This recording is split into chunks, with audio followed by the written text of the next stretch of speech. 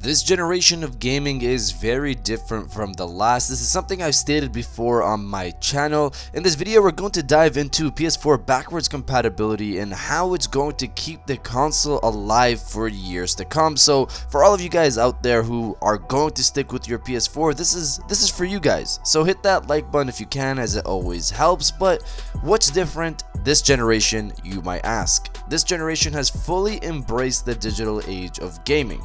More and more players are moving from physical media to digital media. Even myself, who said long ago that I'll keep buying physical games. I embrace the digital age simply because of convenience of not having to swap between discs for play. I know how lazy that makes me seem, but I guarantee I'm not the only one who feels that way. And with having a wider collection of games thanks to your digital library, not a physical library, destroying your whole home, many players sometimes re-download older games to dive back into those worlds, or some players stick to one game for years with continued updates to keep the game fresh, which we've seen much more of this generation. A great example is a Rainbow Six Siege or GTA 5 Online.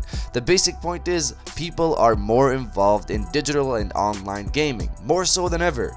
So this motivates developers to still provide updates to PS4 games as we transition into next generation of consoles. A lot of players also tend to play the same game, so if they can play it on the PS4, they would not see a reason to upgrade to next gen so quickly.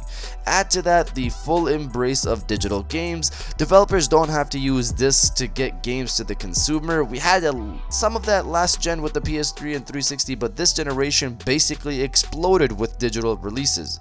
So players on PS4 don't really have to worry about a lack of new games for some time to come, and here's where PS4 backwards compatibility comes in. I already spoke about players on PS4 sticking to it simply because of online gaming and digital games being more available than ever before. Now add to that PS4 backwards compatibility. Players on the PlayStation 5 will still be able to play PS4 games, which will keep PS4 communities alive well into the next generation. If players on PS5 can play PS4 games just fine, then the developers could release games on both platforms, or just the PS4 and players on the PS5 can still play those games as well.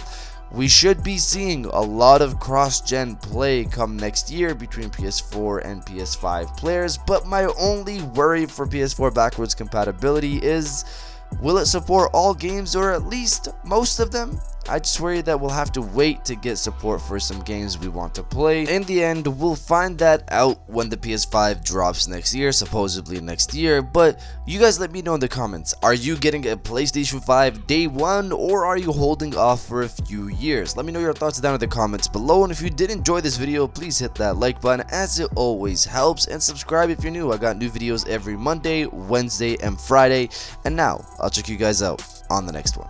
And welcome back to the after show. This is the part of the video where we have a little fun down in the comments below. If you're old, welcome back. If you're new, welcome. For today's thing, what I want you guys to do is to body obliterate, destroy, harass, and overall eradicate the comment section with support all the games, because even though we shouldn't expect support for every game out there day one, I hope Sony supports most games. I hope this backwards compatibility feature for the PlayStation 5 is well developed, that it supports most games, and I hope they have a decent program where we're able to request more games that we really want to get supported for backwards compatibility. I hope they have that set up for the PlayStation 5. So if you feel the same way, destroy the comment section with support all the games, and I'll definitely heart those comments like I always do, because I appreciate everybody who stays to the end of my videos. And now I'll check you guys out on the next one.